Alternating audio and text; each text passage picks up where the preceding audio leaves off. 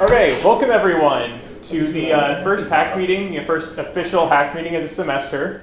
So this is the Hacking and Cybersecurity Club. Who we are the Iowa State Cybersecurity Club. I put cyber in parentheses because technically we do all kinds of security. If you guys want to pick locks, we do that here as well. We do some physical security stuff. If you want to talk about that, we do social engineering because to get to your computer, you don't always have to go over the internet. There are multiple ways to get to a system, and you're going to learn a bunch of those different ways here. So we're here to help you protect yourself, help you protect others. That is kind of what the whole field's about, not just about breaking into banks. Learning the right way. I know a lot of people love to hear those stories about someone who did break into a bank and got a job there later, but that's usually not how it works. So learning how to do it the proper way, learning how to do everything legally, and make sure you don't end up going to jail is pretty ideal. And then we're also going to be learning by doing. Between CTFs, different demonstrations we're going to have up here, and everything else we do throughout the club, everything is going to be very hands-on. You're actually going to get to hack things. You're going to get to break into different systems. You're going to get to try different challenges, and you're going to get to learn along the way. And we're also going to be talking a little bit about red, blue, and even what is a purple team, because those are terms you're going to hear a lot, and there are a lot of challenges kind of focused on the red, blue, or in between, which is the purple side, because it's a mix of the two colors, very clever. But you're going to learn all about that in this presentation and kind of how to identify what parts of the cybersecurity world fit into which category and which category you might want to go into. Because another thing you'll learn a little bit later is that when you're in this industry, you will specialize. You cannot do everything. If you try to do everything, you might as well just try and watch every single YouTube video that ever gets released ever. And if you don't know, there's more than a second of YouTube videos uploaded every second, so good luck with that. So we're going to talk about kind of how to find your specialty, and the first thing to start with usually is whether you want to do red or blue, offensive or defensive. So starting up next, what we do here, we're going to have corporate talks. Different businesses are going to come and talk about what they do, what cool things you can find out about there. Probably going to offer you some kind of internship, especially if you're in this club. They really, really like it when people attend clubs like these because it really shows you're going above and beyond your degree and you're trying to learn even more, and that's definitely helped me get quite a few positions. On top of that, if you want to talk with more people, SecDSM is the first Thursday of every month. We're probably going to try and advertise that a little bit more. It's not here. It's about an hour south down in Des Moines, and it's at a little bar called The Foundry. But there's a lot of people in the field who want to do these really, really cool talks there because it's a bunch of professionals. This last Thursday, there was one talk that actually happened at DEF CON, I believe, officially. B-sides. Oh, was it just B-sides? I don't know if Trevor's talk. I don't know where Trevor's talk is. Amelia and Amelia. B-sides. Oh, was it just B-sides? Okay, yeah. Yeah, but also they are DEF CON coordinators. They do DEF CON level talks, I would say. And then, of course, Trevor was the other person who talked there, and he got to show off a couple of CVEs that he got. So very much professionals, people who really know what they're doing, people who make good money, and a lot of complicated stuff. On top of that, we're going to be doing student talks. This is not going to be the first time or the last time that I end up talking here. I've done tons of talks here before, and I'm going to do tons of talks later, most likely about reverse engineering. For anyone who is here early, you're going to see a lot more of this little dragon symbol and a little bit more of this screen. But that is to come later. We're all going to teach you a little bit more about what I love doing and how in the weeds I like to get into this. On top of that, we're going to be doing CTFs. And that is mainly coordinated by John, who's going to be here a little bit later because of a class conflict. But he is going to be coordinating stuff like that. You may have already seen, if you have the CTF role in Discord, that we did CTFs last weekend and the weekend before, where essentially you just get to sign up to a team, do a bunch of different challenges, get really hands-on, dig your fingers in, and just do your best to try and score points for your team and go as far as possible. We will be talking a little bit more about what to expect there and what all there is in a CTF, what all you can learn from them, what kinds of challenges you can expect. But those are loads of fun. One of my favorite things to do in CTFs, as I was the CTF chair previously last year. And I would love to see tons of you out there doing challenges and learning along with us. On top of that, probably going to talk about news. If anything interesting happens, I might interject at the beginning of the meeting and talk about fun stuff. like when the XZ backdoor happened, or if this was going on while all the CrowdStrike stuff happened, we'd probably talk about that. But there's always news in cyber. It's lots of fun. It's always interesting. So keep your eyes up for that. On top of that, we got help. We do have a Discord. It's got a tech support channel, whether it's, hey, my laptop's broken, hey, the cybersecurity tool's broken, hey, anything is broken, we'll try and help. Probably not medical advice, but we'll see. But we'll try and do anything to help you learn, help you understand, or help you troubleshoot whatever is happening. On top of that, we're going to be giving tips and tricks. If any of you have been listening, I know someone who is deep into the cybersecurity rabbit hole, Cookie, who isn't here today, I believe he's graduated, was talking about ASLR earlier. So you're going to learn just loads of stuff across the cybersecurity server and everything. If you haven't already, make sure to join the Discord, which I might just put here real quick. So yeah, if you haven't already, scan the QR code, join the Discord. It's where you're going to get to learn about what we're talking about this week, anything else. And then also, if you are interested in CTFs, make sure you get the CTF role. If you're interested in CDCs, which we're also going to talk about later, make sure to get the CDC role. And then the announcements role, of course, is going to ping you every time I shoot out a quick announcement about who's going to be talking, what we're going to be talking about, stuff like that. Or if there's any major changes in our meeting schedule or anything. Otherwise, the official method to join, which I've seen a couple people do already, is technically to go onto the Stu.org page, sign in, and then join the Hacking and Cybersecurity Club. It doesn't really do anything, but technically we do need members to be a club. We need members to be a club if we officially want to get funding from the university. True. We're a recognized organization, but we don't get money from the university. Yes. This is like from student org or from student gov. We want to do that. We need to keep better track of who's here, who's official members, and things like that. So that if that is this thing that eventually ends up happening of wanting to be done, it may need to be done. But at this point in time, we consistently get sponsorships from like Collins Aerospace or Boeing. We've had a few checks come in from donations, and we haven't had the need for it largely yet. So we haven't done it. Yeah, any pizza that may or may not be here is all aerospace funded, which is wonderful. We love the military complex here because they give us money. But yeah, other than that, cool cybersecurity. That's true. The military and aerospace industry does a lot of fun cybersecurity.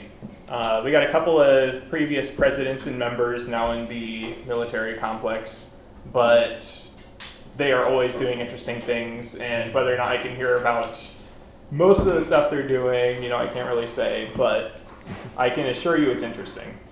So yeah, officially this is how you join. Technically what the university recognizes joining the club, but unofficially join the Discord.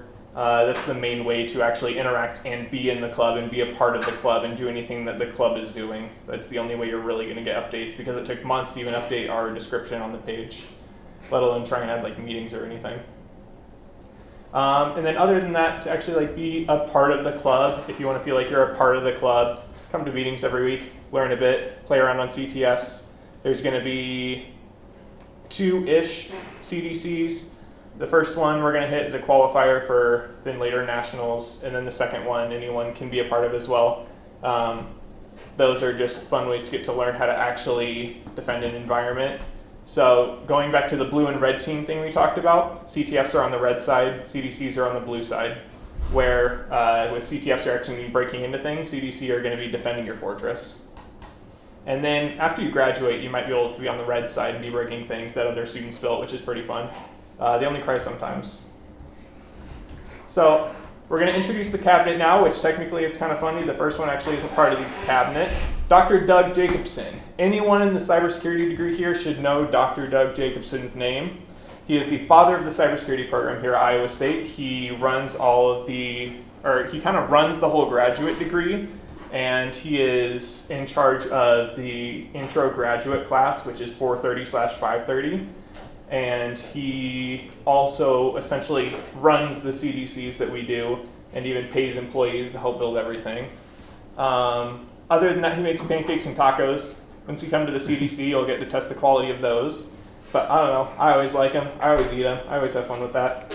But yeah, I mean, you get free pancakes and tacos if you appear to the CDC. So if you end up losing all your flags and everything burns down within the first couple of minutes. You can just hang out and eat tacos and talk with people. Other than that, I am James. I am the president. I am a senior. I'm also a reverse engineering fan, like you saw earlier, and I participated in plenty of CDCs and CTFs.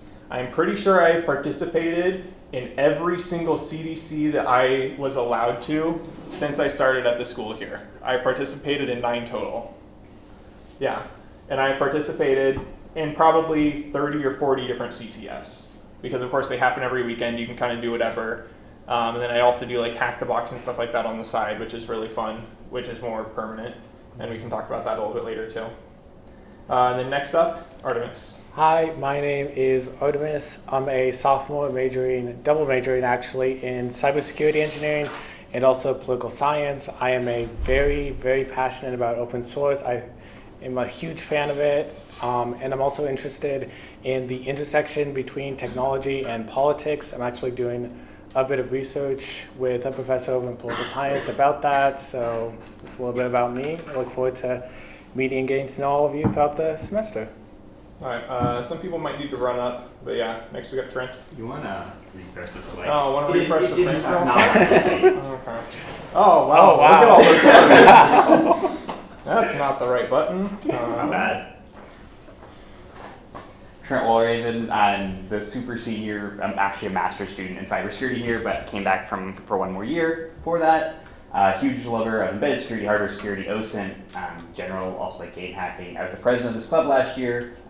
As a treasurer, before I forget, one of the things that the club also does is we do have money. We do get donations from organizations. If there's something you're interested in doing in cybersecurity that requires, say, hardware, for example, that is relatively expensive, reasonably speaking, the club, if it's something the club can continue to use, the club will be willing to buy it and loan it to you for the semester or for the school year so that you can play with that tool, learn about it. And we'd love it if you come in and talk because you learn about something unique, but then give it back to the club so that you don't have to pay for however much it costs. I'm in a constant state of disaster if I forget to reply, miss a message, just generally am me. Don't take it personally, please. I don't mean it. I just am rough. I'm just rougher as I am. Just say something. I'm a part-time student on the embedded red team at John Deere. I reported vulnerabilities to Iowa State and the city of Ames. Officially, I'm an international champion for the cyber defense competitions with James. A TA for CPRE 2300, 2310, sort of for 3310 and for 4360. So you might see me there. And I was actually filling these slides out, and it did not live update. It tried its best. Yeah, and you'll also learn from Trent, there's no easy answer for a cybersecurity question. I've asked him lots of questions about things in the past, and there is always a yes and then an ish, or a no and then an ish, because computers are complicated, and it takes years and years to learn specific aspects about them. Next up, we got John, our CTF captain that I kind of introduced earlier. Hi, how's it going? I'm John. I'm a senior in cybersecurity engineering. I'm actually a TA for 230 and 231, so hopefully I'll have all you guys in class. Also a CTF captain, so that means every week I'll send out a message either Wednesday or Thursday in the CTF channel. So if you're on that channel, you can add a role select. I'll put out a message saying, hey, these are the CTFs this weekend, anyone want to compete? You react to that message, I'll create a team, you guys can all join that team. Outside of the club, I'm really interested in network control systems happening. I got to do research for my job over the summer to that. Really cool exploits. I'm actually giving a talk on that this semester, so stay tuned for that. Perfect. Yeah, as we said, love our CTFs around here. We love John as well. Next up is Indy. Hi, I'm Indy. I'm the equipment connoisseur. I have a pretty large background in software engineering and robotics and embedded systems. I've worked with the national labs a lot at this point. I still kind of am. Right now I'm working with ISU with the national labs with some zero trust IoT stuff. I like Rust. Rust is pretty cool. It's pretty lit. And I participated in quite a few CDCs and a few CTFs, much fewer than I probably should, but yeah. Cybersecurity, yeah. Yeah, India's our resident, loves to do really, really cool things, and is constantly doing like crazy things all the time, especially at the CDC. Whereas Trent and I have more of a keep it simple, stupid attitude. Indy's usually got some crazy network configs going on as well.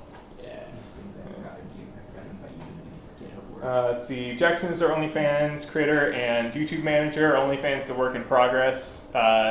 We only say OnlyFans because there's kind of a joke when I was becoming the position 2 years ago, where YouTube was starting to take down some hacking content, and OnlyFans was really interested in not doing NSFW content, so they were kind of giving some benefits to people who were doing just normal things. So I pitched that at one point, and it never got around to happening. So yeah, you'll see him around. He'll come around soon. Next up is Alex. Got a lot of pictures on there. I'm Alex, I'm the web chair. I've actually redesigned the website. It's not up yet, it will be soon. So I'm looking forward to that. It's going to be pretty good. But I'm a junior in cybersecurity engineering. I'm an open book. You can ask me, any of us really, questions about anything. If I don't know something, I certainly know someone who does. So yeah, feel free to ask about anything at any time. I'm also in student government, College of Engineering Senator, and I'm in ITS. I work for the Solution Center, so it's the help desk here. So I know a decent amount about the inner workings of the university from an IT perspective, so any questions about that, I mean, everyone's on the Discord, that's the main spot, so passions, web development, satellite communication, I love receiving. I actually got a really nice picture that I posted in the Discord last night from the satellite pass, and also I hate Python. Just randomly put that in there. I learned Java first, and so I love my brackets, but I can't handle the indents. So, yeah. Yeah, I've seen the little template of the website. It looks very cool. I'm really excited for that to finally be up. And also, as he said, all of us are reachable on Discord. If you want to find us, just go to the general channel, go to users, and all of us have our positions as roles. You'll be able to find it on the sidebar if we're active. Probably have to search a little bit more if we're not, but it should be pretty easy to find someone on the cabinet at any given time because we're all pretty chronically online. Yeah. Let's see. So, getting started with security. This is an intro meeting, so I figured intro to security was also probably worth getting into. Starting off with protecting yourself. There are lots of random things in public that are scary. The QR code I put up earlier could have been scary. Luckily, a lot of phones nowadays kind of give you a URL preview, so if it's like randomnumbers.com/randomnumbers, probably don't click on it. Make sure the domain is something that you trust and look carefully. There's a lot of small things that can be different. If nothing else, look at the end little portion and type in the domain yourself. So all of the blah blah blah.com or blah blah blah.com/whatever. Just type in the /whatever portion yourself from whatever you see, because sometimes you'll have like arnazon.com, which kind of looks like amazon.com but isn't quite amazon.com, and it's probably going to steal your information. On top of that, Wi-Fi networks. There's a really, really cool thing where like if you connect to a public Wi-Fi that's not really encrypted, someone else can just like name their Wi-Fi that, and your phone will go like, oh, it's that Wi-Fi, I can just connect to it. And then they can just listen to whatever you go to. So when you go and like, oh, how much do I have left in my bank account? They can go, oh, that's your credentials, and just steal that. So make sure you are connecting to the Wi-Fi you want to connect to, and don't really use public Wi-Fi unless you have to sign in with some level of authentication. On top of that, charging. We love protection around here. Make sure to use USB protection if you're plugging into any public ports. So USB condoms are a thing. They're an actual device that you can get, and you should put them on any USB devices that you plug into, because USB is not just for electricity. It also has data. And fun fact, it can just make your computer or your phone do things. It'll just type on your keyboard and have fun, because your keyboard could be a USB device, so can this, and it'll just type keys away, and suddenly an attacker has your credentials. On top of that, look for encryption on stuff. So look for an S on the end of most services that are kind of lower level. Look for HTTP S instead of HTTP. I don't think FTP has an S. SSH is pretty good. Oh yeah, SFTP is SSH, yeah. Secure There's FTP. also FTPS. Yeah, FTPS. Oh yeah, the highly cursed. I don't know if there's an SFTPS. What? Excuse me? It would shock. Maybe, yeah. There's probably some way to do it. But yeah, look for an S at the end of things. You'll learn a lot about that in 230 using, IMAP versus IMAP S, POP3 versus POP3 S, and it's just kind of a slightly different service, and that S just essentially means secure, and it makes sure that no one can listen to your traffic like that. On top of that update, as long as you're updated, you're usually pretty good. Even at DEF CON, I could just most likely, of course, don't do this in practice just in case, but most likely I could just bring my phone to DEF CON and whatever, and no one's going to hack it because no one's going to waste a 0 day on you. I'm sorry to say it, but you're not that important. So most likely there's not going to be a state attacker that's going to put years and years of research into trying to find a flaw in a very common operating system to use it on you instead of their local senator.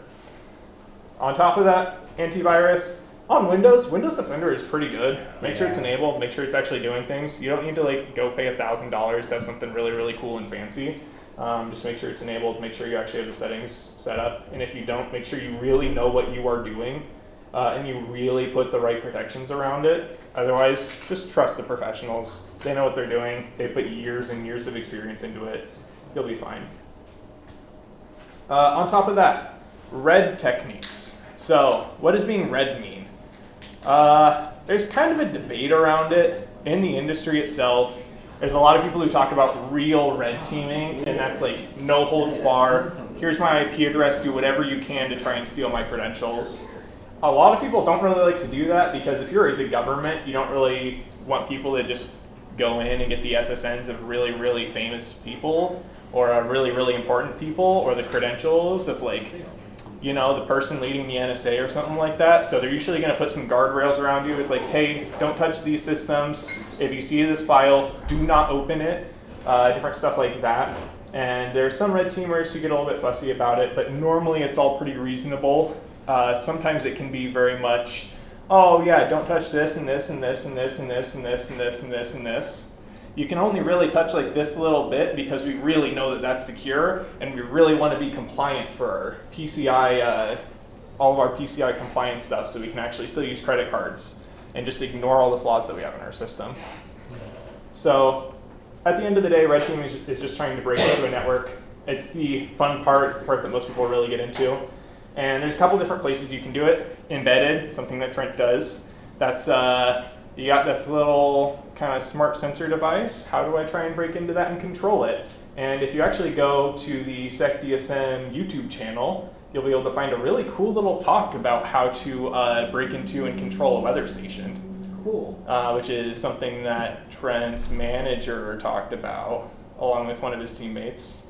I'd argue what Trevor talked about when his talk was also embedded a camera system. Oh yeah, and then so what Trevor talked about was essentially how to get into a camera system and steal keys so that you could watch whatever people's cameras were sending. Like an IP camera. Yeah. IP cameras are fun. Like any of the cameras that you just might find as a baby monitor, just kind of around campus, stuff like that. On top of that, you have cloud. Almost everything is in the cloud nowadays, and the cloud has some really interesting, funky stuff going on. I took a whole cloud security course over the summer. There's quite a few interesting techniques that you would be surprised apply in the cloud versus just a network, because it kind of feels like the cloud is just a bunch of computers that are networked together, but there's a couple of special controls that actually end up giving you a little bit more control. On top of that, application security, it's pretty common. Someone's got a website up, try and figure out how to get in, try and figure out how to get root. Someone's got even just a runnable executable, try and reverse it, try and figure out how to break it, try and figure out how to get more information out of it. On top of that, network security, network red team. A lot of that is trying to bounce all over the place at that point, trying to packet sniff and get information from that, stuff like that. On top of that, yeah, intros to subsections of each of the categories can fill a semester-long class. Like, right now I'm in network security, or I guess wireless network security. So a subsection of network security, and that's going to fill a semester. Another one, network security 4300, I believe, that's just the very basics of how networks work and a couple of different security things about them, easily fills the whole semester. So there's a lot of information in each of these categories, and you'll usually find one that you kind of click into. So just try the basic stuff in a bunch of different categories and find one that just feels good For me, of course, that was reverse engineering.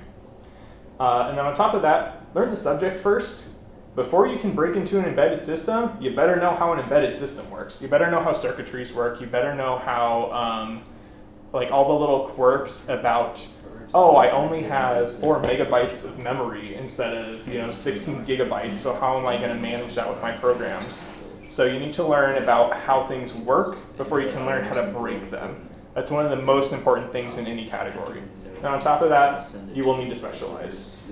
That's just a fact of the matter. You can get an inch deep in all of these categories, but an inch deep in all the categories usually doesn't pay that well.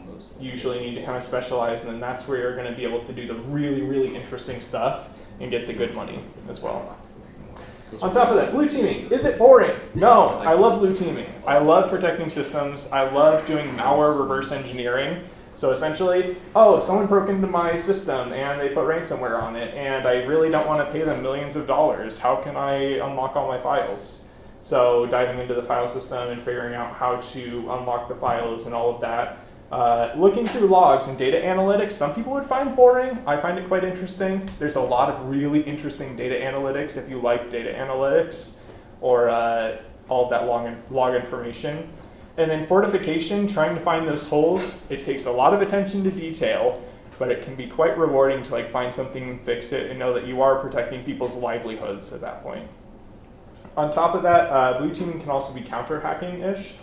So if something is being hacked immediately right now, there is a field called incident response where you gotta just go there like an EMT for computers, and you have to try and fix what's going on so that they can get back up and running.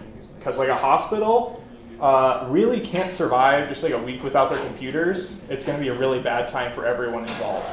So trying to get there immediately and get things fixed and essentially be an EMT of the tech world is pretty interesting for me. Where to learn?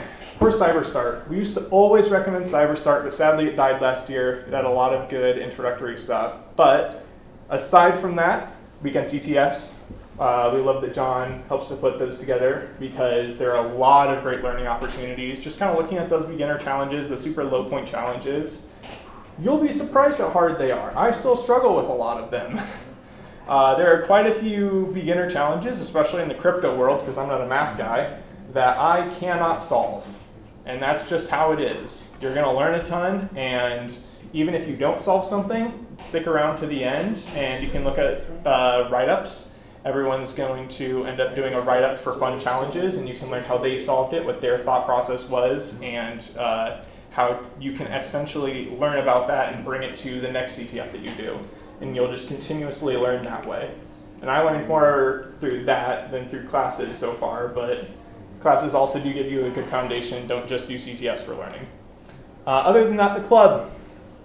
We are a club. We like teaching people. That is our goal here. If you want to learn cybersecurity, if you want to learn basics about things, honestly, shoot messages in the Discord. It's like, hey, I really want to see a topic on this. I really want to learn more about this. If you want to give us topic ideas and people are really interested in different topics, we'd love to talk about it. We'd love to teach people about things. Find people to talk about it.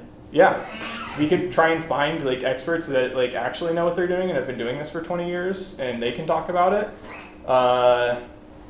But we love to teach people. This is our goal here. That's what every meeting should be. You should learn a little bit, even if we get a little bit too in the weeds near the end. Hopefully you get the general idea and you can take some of that away. Other than that, Hack the Box and Try Hack Me. Both are really good materials. I love Hack the Box. I don't know, it's my favorite, but I'm partial to it because that's how I got started. Before Hack the Box actually had a sign-up thing. You had to hack it to get in. So that was really fun, and that's what really got me into it. But nowadays they have stuff like Starting Point, which will walk you through the basics of how to start actually doing Hack the Boxes. So before you start even an easy box, because the easy boxes are hard, I have hit plenty of easy boxes I could not solve, and I've been doing this for 4 or 5 years. Before you even start the easy boxes, do the Starting Point. The Starting Point will teach you so much about services, how to start hacking, and how to start looking for different vulnerabilities. They have little write-ups to go with them to help you along. On top of that, Try Hack Me. Try Hack Me is more specific things. So if you want to learn about a specific hacking technique, Try Hack Me will have some good guides around that. And aside from that, play around. Doing your own thing and going like, I wonder if I can do this. And then learning about each of the services and, oh, but then this happens, and then this happens, and then this happens. You got to go in the weed of like some weird exception that you run into because your hardware was like this. So then you have to learn about specific hardware systems. You're going to learn a lot just like playing around and running into errors. It'll teach you so much, you'd be surprised. On top of that, I think that that is all I have set for the presentation. Do we have any initial questions, things that people want to know more about, topics that people would want to hear about, anything like that?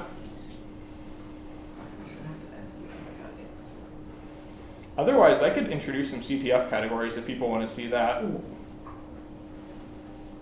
No? No, go ahead. I had thought. Okay.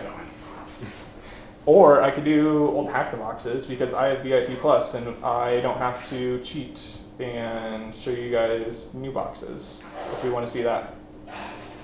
I could just essentially show you guys how to do like an easy box. Okay, cool.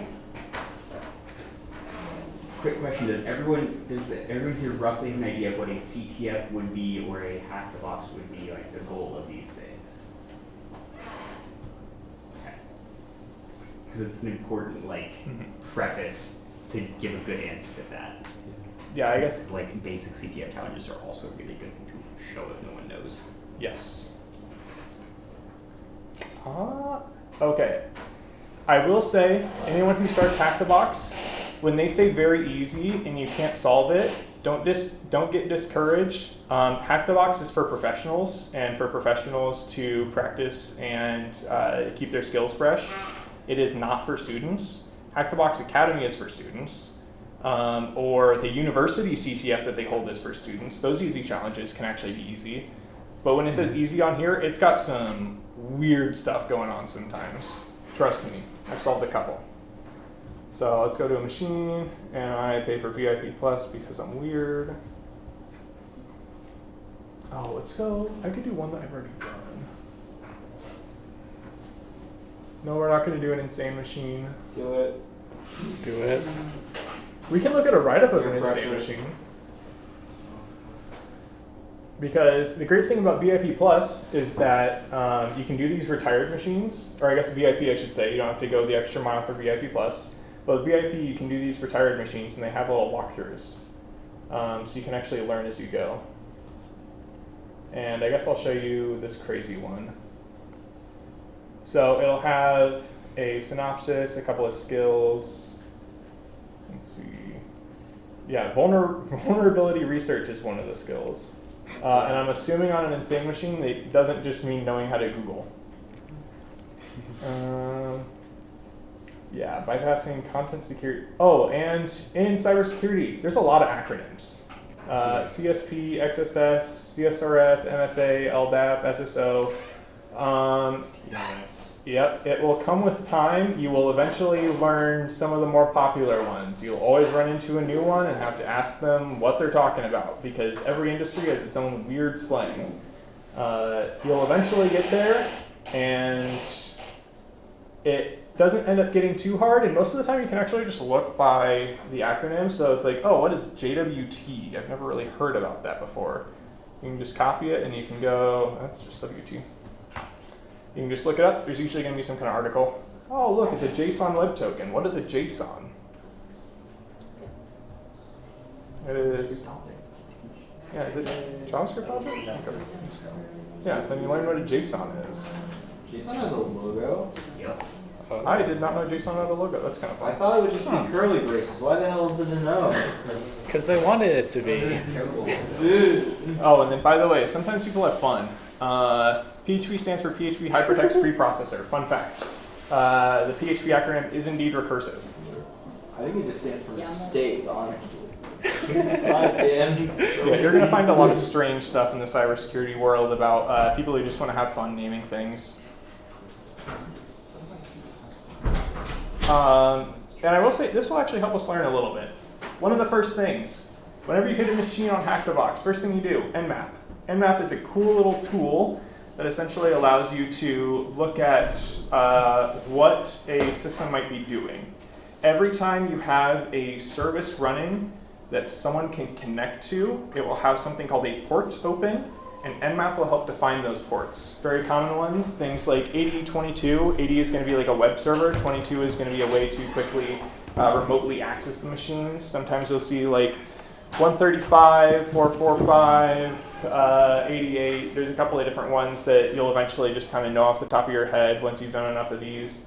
But this will tell you what a port is, what the service is. If you don't know what a service is, you can always just, again, copy it, look it up, figure out what HTTP is, Hypertext Transfer Protocol. It's what all your web pages do. Most people have probably seen it before if you've ever typed in a URL. Then it'll give you some information about what it's actually doing and helpful information. In an easy box, not an insane box, but an easy box, we see this little version information. Anytime you see a service and then a version, it's always useful to look up that and then like exploit. Oh yeah. See if there's any exploits released. Probably not. Well, okay. Common rabbit hole request smuggling. I know it's a lot of information at once. Don't worry about it. You'll eventually learn all of this in due time.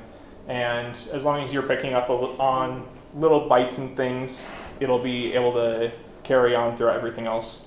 But I have seen request smuggling on every easy box. I've never seen it actually be useful or even attemptable. Request smuggling is a very common vulnerability that usually comes from misconfiguration and weird stuff on the machine itself. Is that where you put an HTTP request inside an HTTP request? Yeah. Master with the headers, so it strips off the headers and then processes it with the headers. Yeah, so essentially it's... I love firewalls and shit. Best things. It's when you go, hey, can I go to this page and I have this little payload with me? And they're like, okay. And then they take that part off and then they take the payload and then they look at it and it's like, oh, you're going to another page. Well, I guess we'll go to that page and then do whatever. And that way you can bypass some security stuff through it. Very uncommon to be useful. But Just use that hashtag. looking up service with version number and then exploit or POC is usually pretty good. POC stands for like proof of Oh. concept. So like Yes. there may be a theoretical vulnerability in something that exists, but until that's actually like a lot of like things like a buffer overflow are theoretically vulnerable, but they need very specific conditions for it to actually happen. So it's a vulnerability, and then the POC is the proof of concept code that actually does the exploitation of that vulnerability to gain access, as opposed to just there's probably one here, but we haven't actually shown it exists. So it's good to fix it before one becomes available. I'm going to pull up this machine because I feel like this kind of shows that off well. This is a machine that I did, and I feel like it is the classic hack-to-box, easy box experience. Little thing called Dev Vortex, and yeah, so it's got this service called Joomla. It's a content management system, which is commonly used to track tickets, track user information, stuff like that. You'll see it in industry quite a bit. Yeah, vulnerable to information disclosure, get config files. So you can see during this walkthrough, start with Nmap always. You'll often see SSH and HTTP. That's the classic easy box experience, 22 and 80. I would be very surprised if SSH was ever vulnerable on any of these machines. So likely just kind of ignore this and know that if you ever need to connect to the machine with credentials that you end up getting, you can use SSH, just using SSH space username at IP address. And then once you hit enter, you can type in the user's password, and then you have access to the box. But of course, you need to get username and password, which we do not have yet, and it will take a bit to get. On top of that, another very important thing is this little file called etc hosts. It is a file that can take your normal names of web pages and turn it into an IP address without hitting what is called a domain name server, which is normally how you translate a name to an IP address. This will do it just locally. This is very important to know because most hack-the-boxes will end up using these domain names when really you just need to hit the IP address and they don't have DNS set up. This will be something you can learn on Starting Point. This will all be covered in Starting Point. It's very important because I know I ran into this and I really struggled with understanding how all that's supposed to work before getting to Starting Point because it's not common to see on enterprise systems. Yeah, once you go to the web page, you get this little static web page, nothing too crazy. And then next you do something that they call subdomain enumeration. So if you think about a domain as Amazon.com, you're going to have a lot of subdomains that are, I mean, a common one is like www.whatever.com, and that's their actual website. I mean, if you go to my website, it is https:// and then www.joejoseph.dev, because it's a little bit weird to try and just make your normal site go to your website, or your normal domain. So this www portion is called a subdomain. Essentially, you can do as many, like whatever.whatever.whatever.joejoseph.dev, but it all needs to be set up. And while you can typically essentially just try and hit abc.joejoseph.dev, abd.joejoseph.dev, and it would see if anything is going on these systems, they use something called, it is a virtual host, so it's not technically there, and you have to do this little trick of setting the header host to, they're using FUF, which is my favorite web browsing fuzzer. You have to set host to fuzz.domain, and fuzz is essentially what it'll replace with any of the word lists. A word list is a list of words. Sometimes things can be self-explanatory. So you have a list of words, it'll go through each of the words, and it'll put each of the words right here, and then do word.devvortex.hcb, and it'll check if it's an actual subdomain that it can go to. Going through this, we can see, a little small.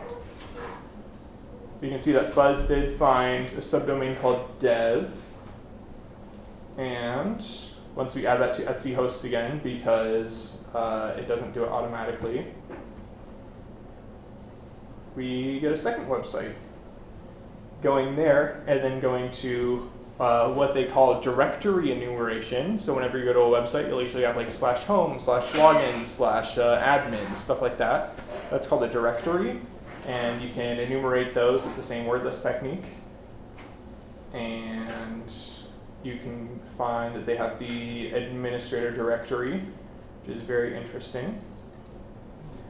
And then the next step here, which you always need to remember to do, don't forget to do this because sometimes it's literally that easy, is if you just look up service name, so it's Joomla here, and then default creds. Default username is admin, and then there's no default password, so we know that there most likely will be an admin account. There's a couple of common passwords you can try. Password, admin, root, password 123. And then there's probably a bigger list you can start going into, but those are the big ones. And you can see here, it's literally as simple as just doing admin, admin. Nice. I believe. Yeah. Oh wait, no, that's another one I'm thinking of. That's right. This one, you have to go a little bit further, find the file, get the version number. And this is when you can look up Joomla.4.2.6. I remember having to do this. And then 4.2.6. And then POC. And you can find something like this. This is the Chinese one. No. There's one that's completely in Chinese, I believe.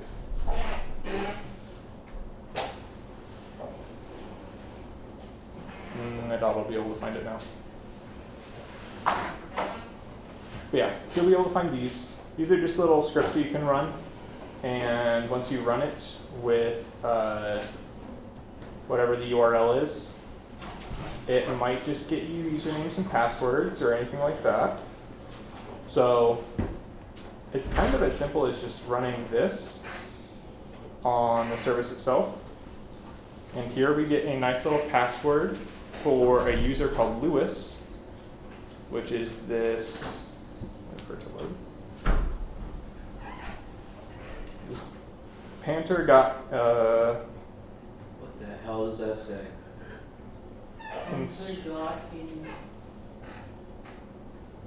Oh, Insricon? Yeah. Panther got in. Insricon. Yeah, whatever. It's a I just have password. like screens in this. And then this one, you're probably not going to brute force. You can't always brute force passwords because there's sometimes just too many to try. You can tell that this one isn't a common one. You're supposed to find it through an exploit. And once we have credentials, we can do what I talked about earlier. Oh, that's right. Oh, that's just database. Okay. Start off going to the Joomla admin. Oh, that's this one. Okay. The next fun attack that we can learn about is called essentially uploading files and being able to get a reverse shell, which I believe would be stored, not stored XSS really. I believe it's just uploading a file and getting a reverse shell. Cool. Remote code execution. We can call it a backdoor. That's one thing to call it. So yeah, you essentially add a new page to the website that will, let me explain a reverse shell, because you will see these on every single box. So you have you, and you have the system that you're hitting. You start listening with your big old ears, and the system will go like, hey you, want to connect to me? And then you will go, yeah, sure. Here is what I want to do. Let's just start with, who am I? And then you can figure out, who you are and what kind of credentials you might have. So the most important thing is to start listening first. This is step number one. These things do not work until you are listening. They can just scream out into the ether and do whatever, but as long as you're listening for it, you can capture it, and then you can run different commands on the system. So you can see that the one that they choose to do is essentially curling this and then typing the bash. That's a weird, it's not the one I chose to do. Let's find out.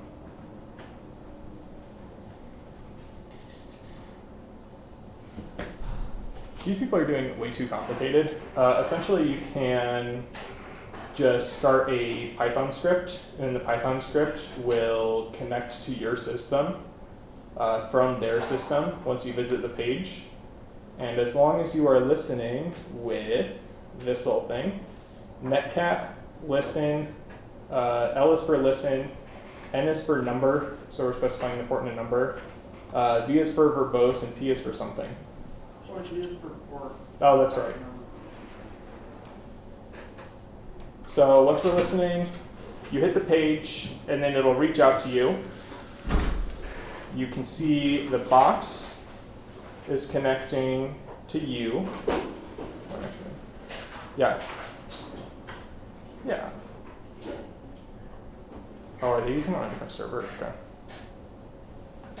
Okay, so then this would be the box is connecting to you, and this is the port that the box is using to connect. And then once you're on there, you can run ID and get your actual user data.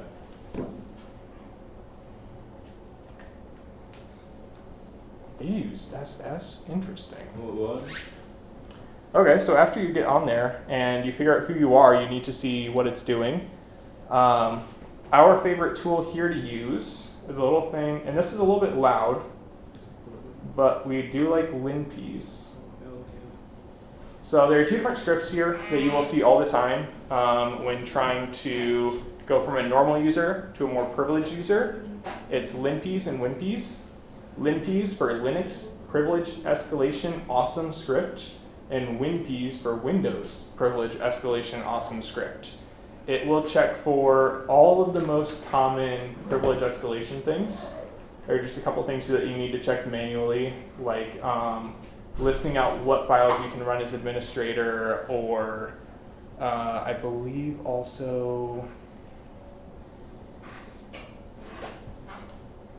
possibly changing to another user with creds, if you can, to check what they have access to as well. It won't do that automatically for you. So when you run Limpys, it'll actually show all this information. It'll show what's running on the box, and it'll have different things highlighted in yellow or red. Do they have an example in here? Yes. So it'll have things highlighted in red and yellow. Yellow is usually just like a, hey, this might be something, like this might be interesting, you might want to look at it. Red is usually like, oh, this is really interesting, you should probably look at it. And then if it's yellow background with red text, it's like, we're pretty sure that this is it. It might not be still, but you should really, really look into this. And on this system, I believe, yeah, we good.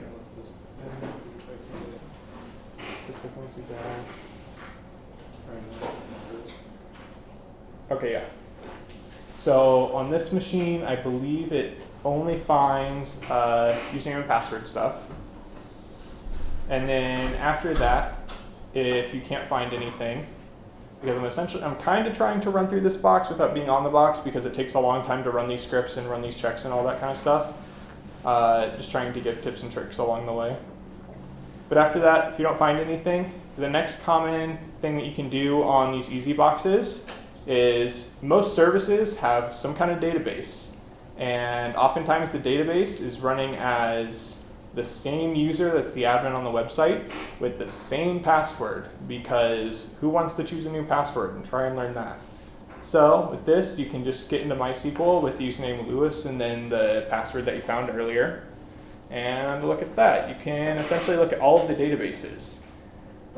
Another interesting thing, you will kind of need to learn a lot of different systems. So far we've touched on PHP, we've touched on Linux command line tools, bash scripting, we've touched on networking, and now we're going to touch on SQL. So you're going to have to learn MySQL. If you don't know MySQL, how to see what databases are in MySQL. You can always ask Google, and it'll give you the nice command right here. So if you want to find databases, if you want to find after databases, they're tables. So you can essentially think of a database as a bunch of tables together in one unit, and then each table holds information like an Excel sheet. And then that'll have some stuff like usernames, passwords, maybe some access keys, stuff like that, a lot of sensitive information. So once you see what databases there are, you know Joomla is this admin portal. So with MySQL, we're going to use Joomla, so we're going to select that database to use. And we're going to show what tables it has. Most importantly, we got some users. These user tables are usually pretty good. So we're going to grab all the information from users, and now we're going to move on to math. Luckily, we don't have to do the math. Other people have done the math for us. So whenever we see this $, usually like number, letter, $, something, something, something, that is what we like to call a password hash. So these hashes technically have the password in them. We just need to coax them out a little bit. So to do that, there's this great tool called HACC. It will try a bunch of different passwords. It'll hash them, and then it'll see if the hash is the same. If it is the same, we know it is the same password that was initially put in there. If it isn't, we know it's different. And we have to do that because hashes are supposed to be irreversible. Most of the time there are exceptions. As I said, it's usually yes-ish in cybersecurity. But generally, hashes are irreversible. So instead, we just hash a password guess. And if it's incorrect, we move on to the next one until we have a matching set of characters here. Using HACC, we use this great little word list that becomes pre-installed on all like Kali and Parrot boxes. It's called RockU. It's got all of like the top, I want to say like 1,000 to 10,000. I think it's 10,000. I'm not sure though. Yeah, like the It's a top lot. 10,000 passwords or something like that to try. Maybe even more than that. It's a lot of passwords. And if they want you to brute force it, they'll make sure it's in this list right here. They usually actually just check to make sure it is there, grab a random one from here and put it in the password. And that's what you usually do with password hashes like this. Of note, I ran into this while doing the machine myself. These are boxes you share with other people on Hack the Box. Sometimes people aren't that friendly. Someone reset the password. It was a hash that was impossible to guess, and I had to wait until the machine got reset to try it again. If the password doesn't crack in like an hour, start looking at other stuff, but possibly wait until the machine resets, get back to this point and double check that the hash is the same, because now that you've done all of these previous steps, you should be able to get here a little bit faster. So, once we do this, kind of wait like a minute or two, it will pop out a password for us. Te quiero mucho. And with that password, all you have to do is, oh yeah, that's right. Now we can use SSH. So as I said before, SSH, you use SSH space username at IP address. After that, you type in the password, and there you have another system that you can be on. And that's how you get the user flag. So with Hack the Box, there are two different flags. Those are our goals. A lot of the time with these boxes, which are just computers, or CTFs, we're looking for something called a flag. CTF stands for capture the flag. Makes sense. We're trying to just capture them. So now we have the user flag, which is our kind of like basic permissions on a system. And after that, we have to try and get the administrator or root flag, which will require a little bit of privilege escalation. So as I said before, there's a nifty little thing that you can do to essentially check what commands you can run with elevated permissions. And then from there, you can go on a little bit further and you can possibly try and use them to get a full root shell with full privileges on it. And the command is just sudo l. So if you think about it, sudo is how you run things as root in Linux, how you run things with elevated permissions, and then l is just for listing it out. You will need the password for the user. If you get in through a reverse shell, you usually can't just run this. You will need something like we had before where we had Logan's password here, so we can run this sudo l and check what we can do. After that, with anything, check the version again. Looks like this one is another CVE. Yeah, the CVE essentially allows you to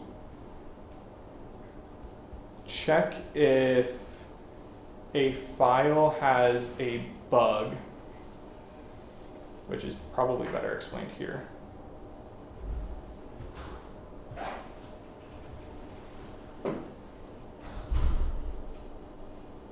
Yeah. So there's this like funky little thing that someone spent probably hours, probably like 100 or so hours trying to find in this. And luckily we can just look at this, figure out how they did it, and do it ourselves.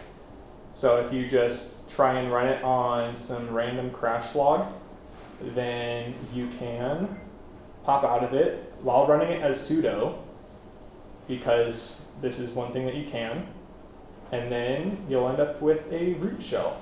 So inside of here, we just need to